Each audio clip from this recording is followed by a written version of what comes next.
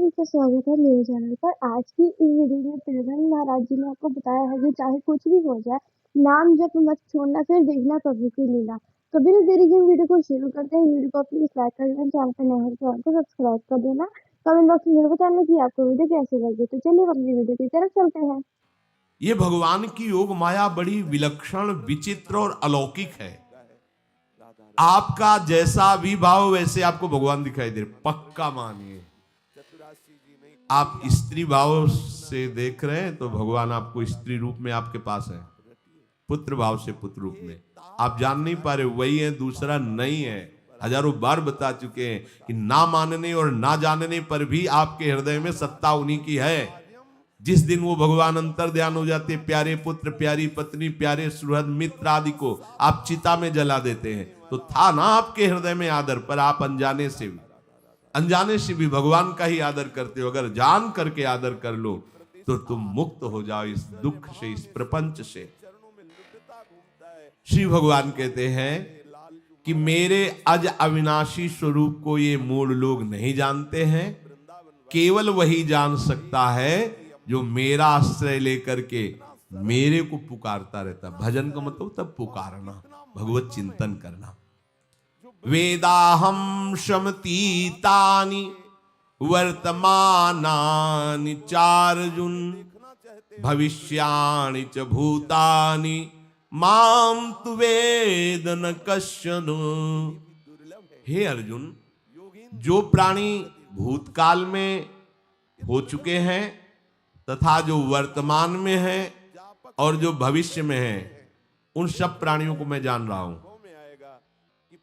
जैसे आंवला ऐसे रख लो तो चारों तरफ से देख सकते हो, ऐसे भगवान अनंत ब्रह्मांडों को, जीवों को एक साथ देख रहे हैं। यही भगवान की भगवत्ता है, एक साथ देख रहे हैं। कोई भी जीव ऐसा नहीं है जिसको भगवान का दुलार नहीं मिल रहा हो। कहीं भी हो, अनंत ब्रह्मांड सबके लिए जो आवश्यक हो भेज रहे। कोई भूखा नहीं रह सकता। एक बार वीर शिवाजी समर्थ गुरु श्री रामदास स्वामी जी के पास गए और कहा कि स्वामी जी, अकाल पड़ा हुआ है तो हमने सारा का सारा खजाना खोल दिया और सबको पवाया। तो गुरु बड़े कृपा सिंधु थे, उन्होंने देखा कि इनके हृदय में एक गर्व का अंकुरण हो रहा है कि मैं भरण पोषण किया सबका अकाल में। तो उन्होंने कहा कि शिवू, यह हथौड़ा उठाओ, आओ चलो हमारे साथ।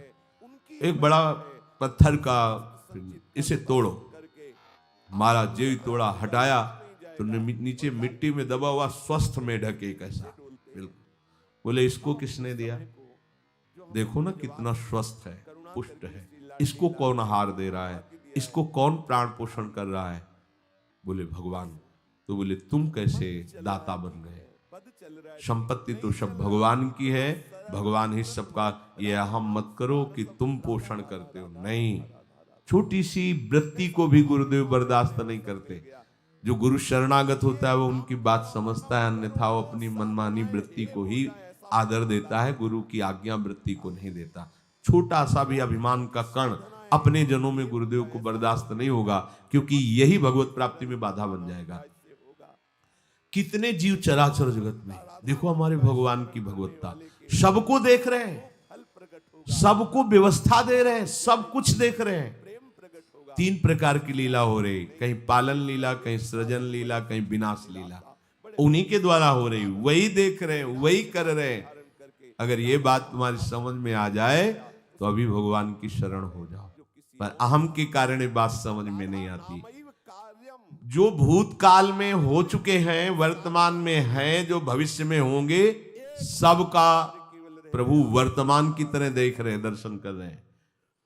परंतु मुझे मेरे भक्त के सिवा कोई नहीं जानता है। भक्त के सिवा कश्यन, कोई भक्त बिरला, वही केवल भगवान को भगवान सबको देख रहे हैं। भगवान की दृष्टि सब पे है। अगर ये बात आपकी समझ में आ जाए तो अभी आनंद आने लगेगा। मैं भगवान की दृष्टि में हूं, बस आज हमें सत्संग से बात मिली कि मैं भगवान की दृष्टि में हूं, मुझे वो देख रहे हैं, बढ़िया बन गया। अब आप पाप कैसे करोगे? क्योंकि भगवान की दृष्टि में भगवान आपको देख रहे हैं। डरो, किसी गवाही की जरूरत नहीं, वो देख रहे हैं। तो आप भय क्यों कर रहे हो? आपको भगवान देख रहे हैं, आपको डरना नहीं। फिर आप कामना क्यों कर रहे हो? भगवान आपको देख रहे हैं, जो चाहिए उस समय से दे देंगे, आप निश्चिंत रहिए। अगर आप अहम करोगे तो दुख भोगोगे, आश्रित रहोगे तो सब अपने आप निर्वाह हो जाएगा। एक आदमी ट्रेन के डिब्बे में बैठे ऐसे ऐसे दौड़ रहा था। एकदम पूछा, भाई क्यों दौड़ रहे? बोले अमुक स्टेशन जाना है। तू बैठ जा, गाड़ी चल रही है, ट्रेन चल रही, तू बैठ जा। ऐसे ही त्रिगुणात्मिका माया की ट्रेन चल रही, पूरे विश्व का विश्वंबर भरण पोषण कर रहे हैं। तू तो बैठ जा भगवद आश्रय लेकर के, तू काहे को दौड़ा घूम रहा है? लेकिन ये अहंकार के कारण भटकता रहता है। भूत, वर्तमान और भविष्य काल, ये 3 विशेषण देकर भगवान कह रहे हैं कि मैं सबको देखता रहता हूं, जो हो गए, जो हैं, जो होंगे। भूत के प्राणी, भविष्य के प्राणी अथवा वर्तमान के प्राणी सभी भगवान की दृष्टि में वर्तमान की तरह ही हैं। ये भूत, भविष्य, वर्तमान काल केवल हम लोगों की दृष्टि में भेद है, भगवान की दृष्टि में नहीं। हो चुका, होगा, हो रहा है। भगवान की दृष्टि में सब हो रहा है, पीछे का भी, अब का भी, सब सामने चल रही सीन। हमारे हृदय में विश्वास हो जाए, प्रभु हमें देख रहे हैं। अभी तो हमें ये नहीं पता कि हम भजन कर रहे हैं, भगवान पता नहीं जान रहे हैं कि नहीं जान रहे हैं। अभी भक्ति में रंग आ जाए, अगर ये बात समझ में आ जाए कि प्रभु देख रहे हैं हमें।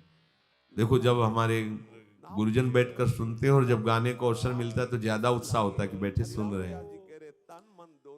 ऐसे ही अगर हम मान ले कि हमारे प्रभु सुन रहे हैं, हम जो भजन कर रहे हैं हमारे प्रभु देख रहे हैं, जो सेवा कर रहे हैं भगवान हमारे स्वीकार करें, प्रियालाल स्वीकार कर, अभी भक्ति का रंग आ जाए, ये बात हमारे हृदय में बैठ जाए कि मैं हर समय प्रभु की दृष्टि में हूं, हर समय मैं अपने आराध्य देव की दृष्टि में हूं, कितना आनंद आएगा। अंदर से सोचो जरा, हर समय वो हमें देख रहे हैं और वो कह रहे हैं मैं देख रहा हूं। पीछे जो तुम किए वो देख रहे हैं वर्तमान की तरह, अभी जो वो तुम देख रहे हो, देख रहे हैं, आगे जो करोगे वो भी देख रहे हैं। वो पहले से उनको सब पता है, तुम ऐसे ऐसे चलोगे, ऐसे ऐसे कार्य करोगे। भगवान की दृष्टि में सब कुछ वर्तमान ही रहता है। संपूर्ण प्राणी काल के अंतर्गत है और प्रभु श्री हरि कालातीत है। देश, काल, वस्तु, व्यक्ति, घटना, परिस्थिति ये बदलते रहते हैं, पर प्रभु श्री हरि वैसे के वैसे ही रहते हैं। काल के अंतर्गत प्राणियों का ज्ञान एक सीमित है। अब इस दीवार के पीछे कौन खड़ा है, क्या कर रहा है, पता नहीं, पर भगवान की दृष्टि में नहीं। भगवान की दृष्टि में सुमेरु पर्वत पर क्या हो रहा है, जहां किसी की दृष्टि, वहां भी उनको। ब्रह्मलोक में ब्रह्मा क्या कर रहे हैं, बैठे बैठे सब। इसलिए कितने महान ईश्वर है। एक छोटी सी भी चींटी को दाना मिला कि नहीं, उनको चिंता है। देखो, आप छोटे से 2-4 लोगों का भार लेकर के चिंतित हो रहे हो, अनंत ब्रह्मांडों के अनंत जीवों का भरण पोषण प्रभु हमारे कर रहे हैं और निश्चिंत हैं। अचिंत शक्तियां भगवान की, तो आप भी तो उनके बच्चे हो ना। ये सब कहने का मतलब है आप भी तो उन्हीं के अंश हो ना। 2-4 की चिंता में इतने तुम बावरे हो रहे हो, डिप्रेशन में पहुंच रहे हो। 2-4 कामनाओं के पीछे इतने, अनंत ब्रह्मांड तुम्हारा जो अंशी है, अनंत ब्रह्मांडों के अनंत जीवों का अनंत काल से भरण पोषण करता चला आ रहा है। कहीं भी किसी के साथ कुछ भी गलत नहीं हो सकता। जैसे कहते हैं कि क्या गलत हुआ, देखो ना अभी तो बच्चा था, ऐसा ऐसा हो गया, तो तुम्हारी दृष्टि में बच्चा है, पीछे तो बहुत पुराना है ना, जो कर्म करके आया उसका फल। कहीं भी गलत किसी के साथ नहीं होता, ध्यान रखना। जहां कुछ होता है, अभी हमने देखा मनो कि ये तो बहुत गंदा है, तो सीधे जा रहा था, ये आदमियों ने मिलकर इसे पीटा, अभी सीधा चल रहा, पीछा टेढ़ा चल के आया है, और जिनको पीटा है वही आके इसे पीट रहे हैं। अब हम वर्तमान को तो देख रहे हैं ना, पीछे की बात तो देख नहीं रहे ना, और भगवान पीछे की देख रहे हैं कि इसने पीछे बहुत ऐसा गलत किया, उसका हिसाब इसको मिल रहा है, इसलिए चुपचाप देखते रहते हैं। ध्यान रखना, इतना भी गलत नहीं हो सकता इस सृष्टि में। वो कैसे गलत नहीं हो रहा, अभी तो नवयुवक था, उसने कुछ ऐसा किया ही नहीं, अभी तो नई अवस्था थी, अभी तुम्हें दिखाई दे रहा है 15 वर्ष का है, लेकिन भगवान देख रहे हैं मेरा पुरातन अंश है, किस जन्म से क्या क्या करते चला आ रहा है। ये ज्ञान हो जाएगा तो किसी भी बात में आपको दुख नहीं पहुंचेगा, विक्षेप नहीं पहुंचेगा। नहीं, बड़े बड़े विक्षिप्त हो जाते हैं। एक गौतमी नाम की महान तपस्विनी थी, महाभारत में कथा आती है, उसका एक ही पुत्र था और उसको सांप ने काट लिया। तो वहां की कुल भील उठा के लाए और कहा, "हे देवी मां, ये देखो सांप ने तुम्हारे बेटे को काट लिया।" तो उनका इतनी सामर्थ्य सांप की कैसे हो गई कि मेरे बेटे को काट लिया और मेरे से भय नहीं माना।